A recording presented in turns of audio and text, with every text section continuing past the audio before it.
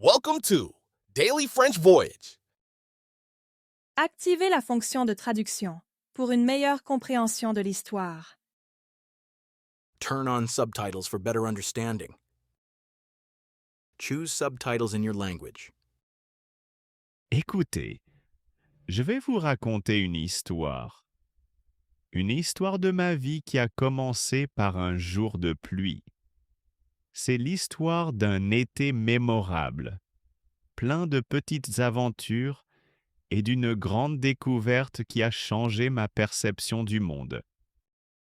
Bonjour, je m'appelle Liam et j'ai 15 ans. J'habite avec ma famille dans une petite maison avec un grand jardin derrière.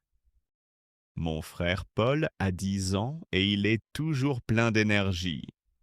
Ma sœur Clara a 7 ans et elle était la plus petite, mais aussi la plus intelligente. Mon père travaillait en ville et il rentrait toujours tard le soir. Ma mère était une artiste et elle peignait de magnifiques tableaux toute la journée. Le matin, nous nous dépêchions tous pour l'école et le travail. Le soir, nous mangions toujours ensemble à la grande table de la cuisine. Notre maison était grande et elle avait de vieilles fenêtres qui laissaient entrer beaucoup de lumière. Les murs du salon étaient recouverts de photos de famille qui racontaient notre histoire. Nous passions nos week-ends à jouer dans le jardin et à regarder des films ensemble. Je me sentais toujours en sécurité et heureux avec eux. Paul et moi, nous jouions souvent au football ou au basket dans la cour. Clara, elle, lisait des livres de contes de fées dans son coin. Ma mère nous préparait toujours de délicieux gâteaux le mercredi après-midi. L'odeur de la vanille et du chocolat remplissait toute la maison. Mon père, quand il arrivait, racontait toujours une petite blague pour nous faire rire. Sa voix était calme et rassurante après une longue journée. Nous étions une famille normale, mais je savais que notre amour nous rendait spéciaux. Cet été, notre vie allait changer un peu.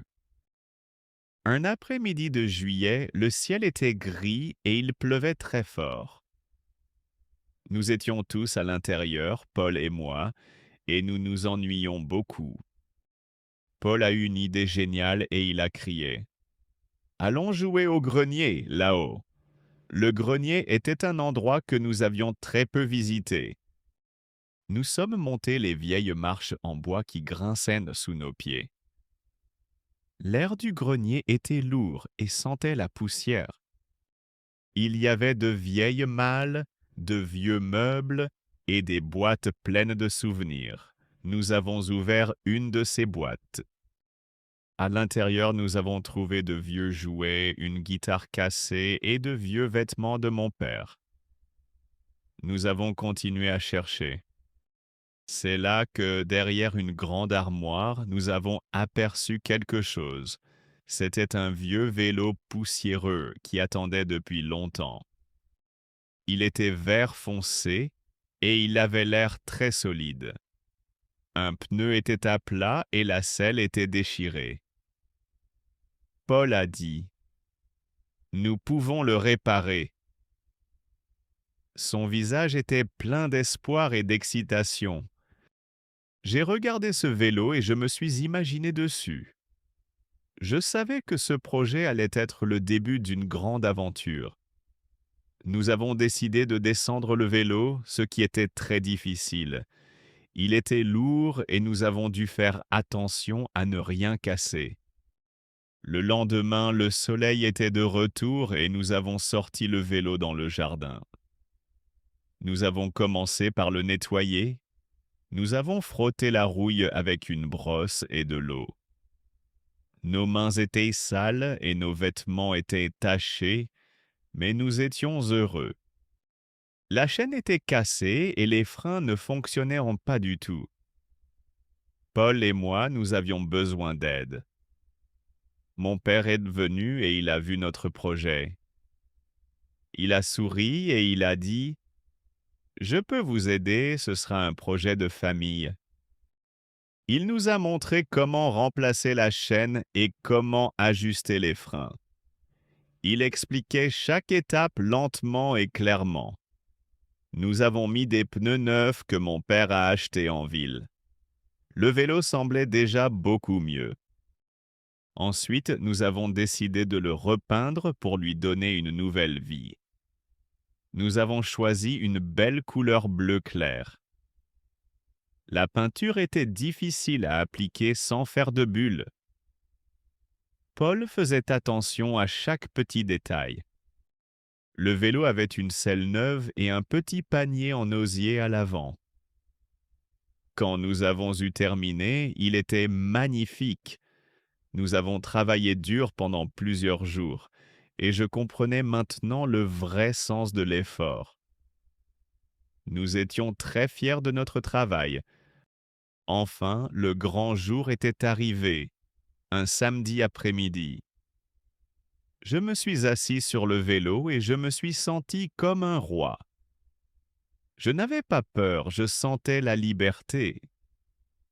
J'ai pédalé sur la route principale et le vent soufflait dans mes cheveux. Je suis passé devant des maisons que je ne connaissais pas.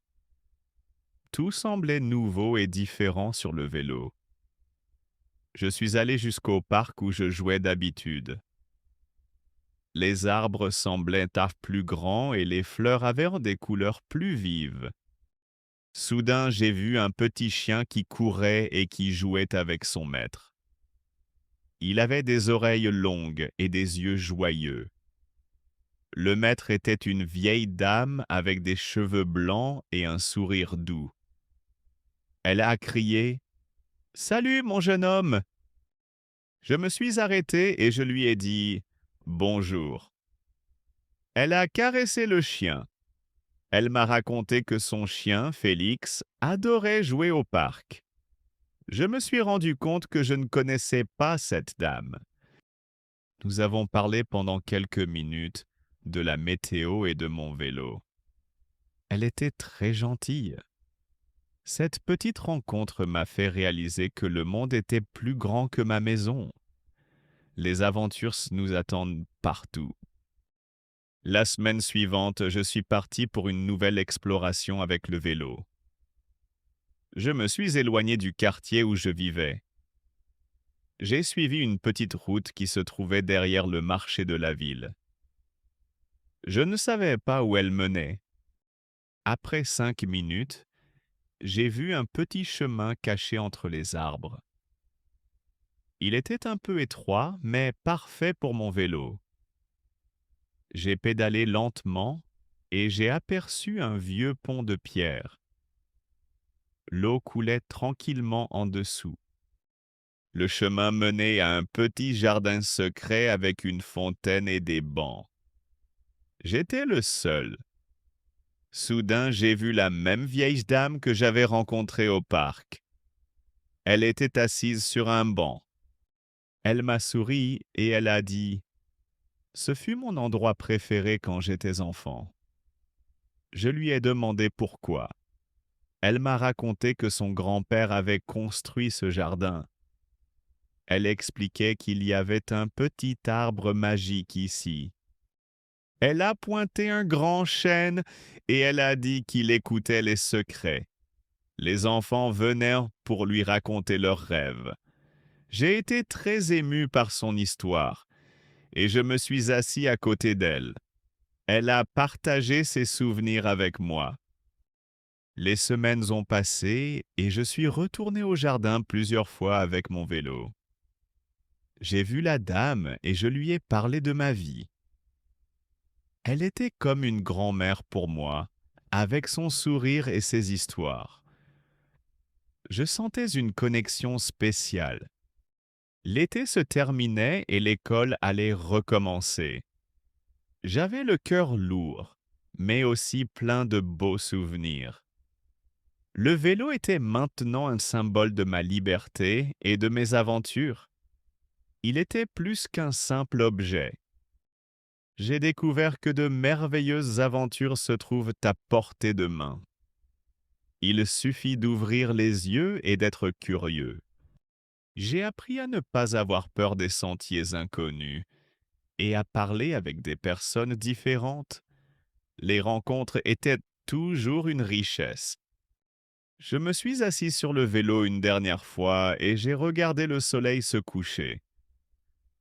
Je me suis promis de continuer mes explorations. Ce vélo est toujours dans le garage, mais maintenant je le regarde avec de vrais yeux. Il a une âme. Paul et moi avons toujours des projets. Nous avons trouvé un vieux fauteuil et nous voulons le réparer. Mon père est très fier de nous et ma mère a peint un beau tableau de mon vélo. C'est une histoire que je n'oublierai jamais. Thank you for watching. Give it a thumb up if you like this video.